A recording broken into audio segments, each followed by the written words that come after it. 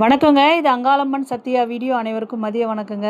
அங்கம் சிலு சிலுக்குதே, நீ ஆடி வரும் வேளையிலே அண்டம் நடுங்குதே அப்படின்வாங்க அங்காள பரமேஸ்வரிய. அந்த அம்மா உக்ர ரூபிங்க, நிஜமாக சொல்கிறேன். நம்ம இந்துக்களுக்கு ஒரு ஒரு சாட்சி சொல்கிற மாதிரியான நிறைய விஷயங்கள் அந்த அம்மா நடத்தியிருக்கலாம். ஆனால் நேற்று நான் பேசும்போது ஒரு கிறிஸ்டியன் லேடி அவங்க சொல்கிறாங்க, அவங்க அம்மா அப்பாலாம் இந்து போல இருக்குது. அவங்க கோயிலுக்கு போகும்போது ஏதோ ஒரு பிரச்சனைக்காக அவங்க எலுமிச்சம்பழத்தை சொருவிருக்காங்க அந்த அம்மா சூளத்தில். அந்த பிரச்சனை ஒரே வாரத்தில் முடிஞ்சுது சிஸ்டர். ஆனால் பயங்கர ரத்த காயம் ரணகாயத்தில் முடிஞ்சுது. நான் இப்போ வரைக்கும் அந்த அம்மாவை பற்றி சொல்லும்போது எனக்கு சாட்சி சொல்கிற மாதிரி இருக்குது அப்படின்னு சொன்னாங்க அவங்க. கிறிஸ்டியனில் அப்படி தானே சொல்லுவாங்க, அந்த அம்மா மகிமையை சொல்லணுன்னா அது சாட்சி சொல்கிறது அப்படின்ற மாதிரி சொல்லுவாங்க.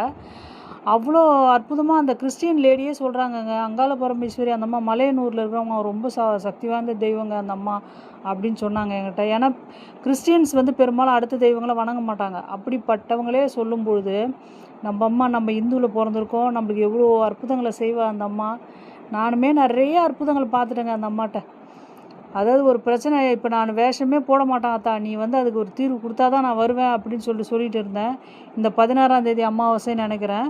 நான் வரமாட்டேன் தாயே, நீ அதுக்கு ஒரு முடிவு கொடுக்கலன்னா அவங்க கோயில் பக்கமே வரமாட்டேன்னு சொன்னேன்.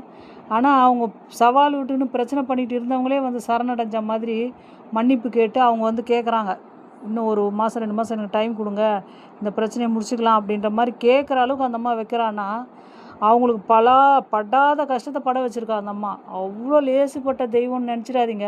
நம்ம நினச்சிப்போம் அம்மா ஒன்றுமே செய்யாமல் இருக்கிறா, நம்ம வேண்டி கிடக்குறோம், ஒன்றுமே செய்ய மாட்டாளே, இவளுக்கு சக்தி இருக்கா அப்படின்லாம் நினைப்போம் நம்ம. ஆனால் அவள் அங்கே ப்ராசஸ் நடந்துட்டுருக்கோம். நம்மளுக்கு தான் இங்கே தெரியாத இருக்க விஷயம். அவங்க அங்கே பாடுபட்டுருக்காங்க, பல அவதிகளை பட்டுக்கிட்டு இருப்பாங்க.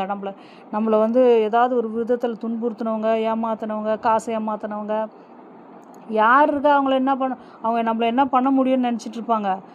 ஒரே ஒரு வார்த்தை, அந்த மலையனூர் அங்காளிக்கிட்ட எலுமிச்சம்பழத்தை உருக்கமாக சொருவிட்டு பாருங்கள். அதை நம்பணுங்க அந்த அம்மா. இந்த மாதத்துக்குள்ளே பார்த்தா நீ இது முடிச்சு கூட ஆத்தா, இவங்க இந்த பிரச்சனையில் நான் மாட்டின்னு இருக்கேன், எனக்கு அதை விடிவு கூட ஆத்தா, இல்லை இவங்க என்னை ஏமாற்றிட்டாங்க, காசு பணம் ஏமாற்றிட்டாங்க, நீங்கள் அவங்க எனக்கு செய்யணும், திருப்பி கொடுக்கணும் என் பொருளை அப்படின்னு நீங்கள் வேண்டி பாருங்கள். அவங்க அங்கே என்ன சொல்லுவாங்களே, அவங்க வாழ்வா சாவா, ஏன்டா இந்த உலகத்தில் வாழணுன்ற நிலைமைக்கு கொண்டு போய் விட்டுருப்போம் அந்த அம்மா. அவங்களே ஓடி சரணடைகிற மாதிரி அந்த அம்மா செய்வா. உண்மையிலே சொல்கிறேன், மலையனூர் அங்காளி நம்பி பாருங்கள், அந்த அம்மா பவர்ஃபுல்லுங்க. எந்த தெய்வமும் அடிச்சுக்கவே முடியாது அந்த அம்மாட்ட. காளி ரூபி அந்த அம்மா, அங்காள பரமேஸ்வரி சுடுகாட்டு காளி. நம்பினவங்களுக்கு அந்த அம்மா குழந்த ரூபம், குழந்த தான் அந்த அம்மா. உனக்கு நம்மளுக்கு ஒரு பிரச்சனை கொடுக்குறாங்க ஆத்தா, நீ கேளு ஆத்தான்ட்டா, பத்ரகாளி அவ பயங்கர